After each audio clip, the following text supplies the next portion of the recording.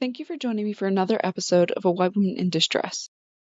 This podcast is dedicated to raising awareness for missing children, teens, and adults who have vanished under heartbreaking circumstances. My mission is simple: to keep their stories alive and to help bring them back to their families. In a world where media coverage isn't always equal, it's vital to recognize that many cases go overlooked. Marginalized groups, including Indigenous people, people of color, the LGBTQ+ community, runaway teens, and homeless individuals. They often face systematic barriers leading to under-investigation and inadequate attention.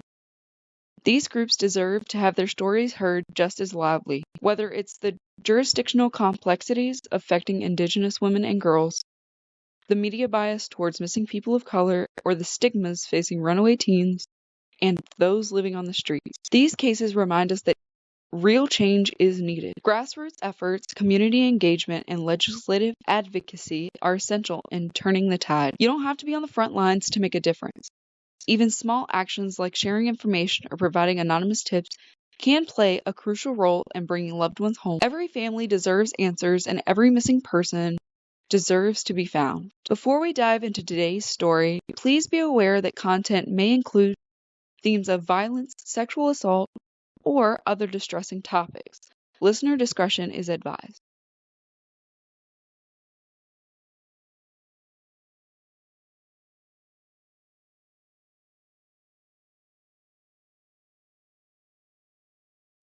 Best friends who also vanished on October 15th, 1964 together.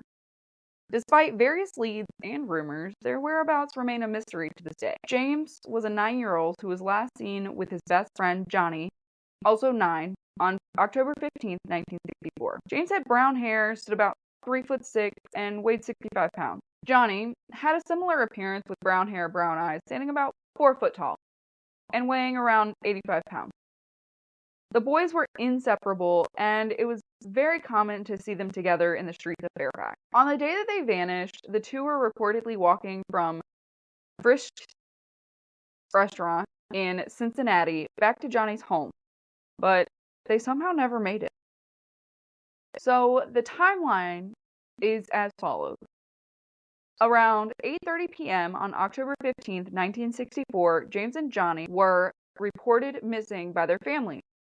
Witnesses had seen them earlier near Wooster Pike, paying off a bill at Frisch's, but after that, the boys seemingly just vanished into thin air. Fairfax police detective Mike Murphy, who has worked on the case over several decades, says the investigation has gone through 50 to 60 different rumors, yet nothing has led to a resolution. Theories have ranged from accidental deaths in construction sites to abduction, which is crazy to even think about. There are several different theories about what may have happened to the boys.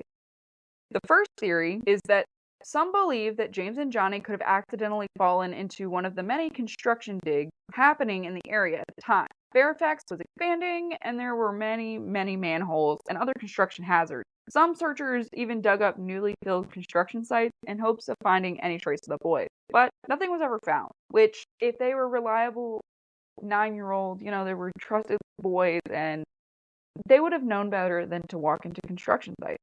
So the second theory is that maybe they were abducted. There was one witness that reported seeing a black Cadillac near the restaurant on the day that the boys disappeared, leading to the theory that they might have been kidnapped. However, Detective Murphy finds this theory very unlikely, as it would have been difficult for someone to grab both boys without causing a scene. So here is the third theory, and it is very confusing to me in my head.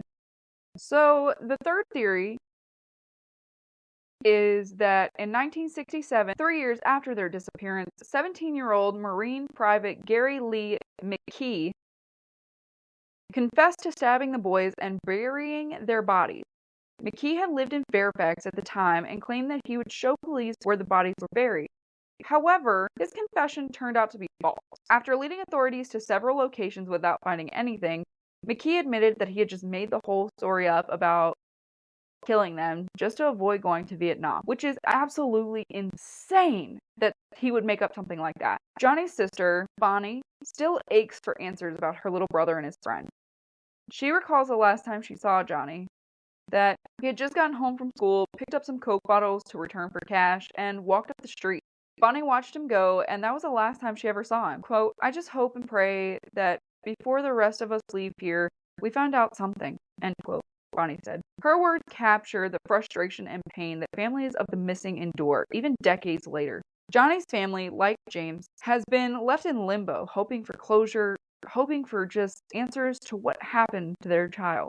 The Fairfax Police Department conducted an exhaustive search that spanned nationwide, even involving railroad workers who checked freight cars in case the boys had gone on an adventure. Over the years, detectives followed leads across multiple states, including California, Massachusetts, New Hampshire, and Kentucky. Yet, despite these efforts, no concrete evidence has ever surfaced to explain what happened to these two best friends. In 2010, another lead emerged when a woman from Foxborough, Massachusetts, contacted the Fairfax police, claiming her father had killed the boys and buried them under a porch. Police did follow up, even using cadaver dogs to search the property, but nothing was found. The lead turned out to be yet another dead end, like so many before. Detective Murphy, who has worked on this case for decades, believes that the boys may have died accidentally in one of the construction sites that were common in Fairfax in the 1960s. However, others like Johnny's sister believe that the boys may still be buried somewhere in Fairfax, possibly near the old schoolhouse. No matter the theory, the case remains unsolved, and with each passing year, memories fade and witnesses pass away. But the hope remains that one day answers will surface, and the families of James Mcqueary and Johnny Hundley will finally get the closure they deserve. If you have any information about the disappearance of James Mcqueary and Johnny Hundley, no matter how small, please contact the Fairfax Police Department at 513-271-7250. After nearly 60 years, this cold case still needs fresh eyes, and your tip could be the one to finally bring these boys home. Thank you for listening to this episode. Please share the story to keep James and Johnny's memory alive. Together, we can help bring attention to those long-forgotten cases and offer hope to families still waiting for answers. Please stay vigilant and please stay safe. And remember, if you see something, say something and do something.